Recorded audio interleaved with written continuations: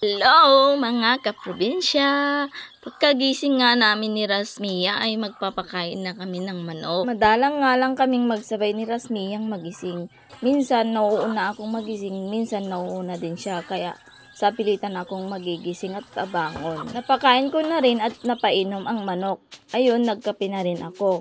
Habang ako'y nagkakape, nagwawalis na rin sa bakuran. Kasi napakalawak ang aking wawalisan ngayong araw. Kahapon kasi, hindi ako nakapagwalis dahil umulan. Kasi ang daming dahon sa bakuran, parang ang pangit naman kasing tignan. Lalong-lalo na ang daming dumadaan dito sa aming bakuran. So, nasa bahay na nga, hindi pa makapagwalis. Ganun ang iisipin ng mga tao.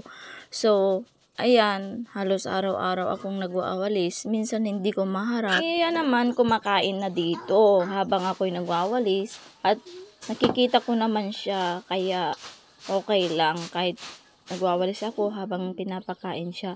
Ito naman yung mga halaman ko. Hindi na ako nagdilig kahapon dahil nga umulan. Hanggang dito nga sa mga halaman ay winawalisan ko talaga.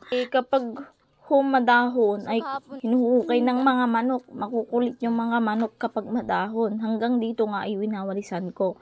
So habang ako'y nagwawalis, nakita ko itong talbos ng kamote at ang dami-dami ng talbos. So, dahil nga wala na naman kaming ulam ngayong tanghali, ay syempre, hanggang sa kamote-mote na lang muna tayo, no? Ang laking tulong talaga kapag may mga gulay tayo sa ating mga bakuran. Dahil kapag wala tayo pang bili ng mga binibentang mga ulam, yun, 'di ba? May mga konting namuhay na kangkong dito sa aking kamutihan. So, kinuha ko na rin dahil gustong-gusto ng inay yan. Sa akin, mas masarap talaga yung gulay kaysa sa mga karne. Mas masustansya ang mga gulay. Sakto lang itong nakuha ko. Meron din akong nakuhang laman niya, pero maliit pa pala.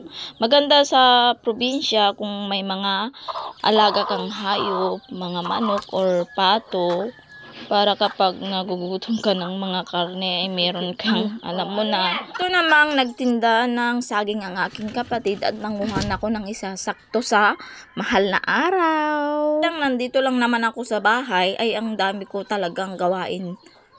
O diba? Ang dami kong iigiban. Pagka nasa bahay ka lang kasi, ang alam ng iba ay hindi ka napapagod. Na kung meron kang maliliit na anak na malilikot. Pagkatapos ko nga nag-igib, ay naghugas na rin ako ng mga pinggan namin.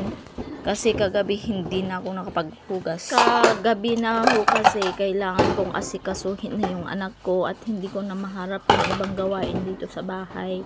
Kasi pagod din naman ako. Pagka mag-isa ka lang kasi sa bahay, na gumagawa ng mga gawaing bahay, ay talagang hati yung oras mo sa anak mo, sa pagluluto, o diba, paglilinis. Ang dami talaga kayang gagawin dito sa loob ng bahay. Katapos nga niyan ay nagluto na rin ako ng panligo ni Rasmia.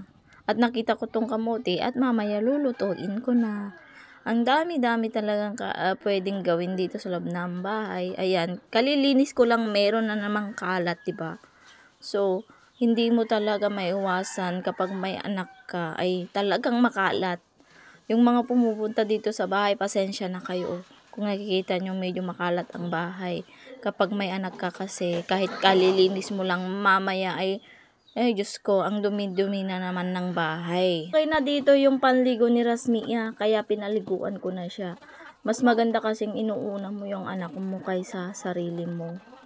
Kasi ang mga tao binabase nila sa anak. Kapag malinis ang anak, malinis ka ding ina. Ganon yun. Tapos ko nga niyan ay nagluto na ako at kakain na kami. Nanguha ko ng malunggay dito sa aming bakuran lang yan. Nilagay ko sa aming ulam at saka yung kamote. Then naligo na rin ako at kumain ng mais. Thank you for watching. Please like and share ang aking mga videos, mga kapobre.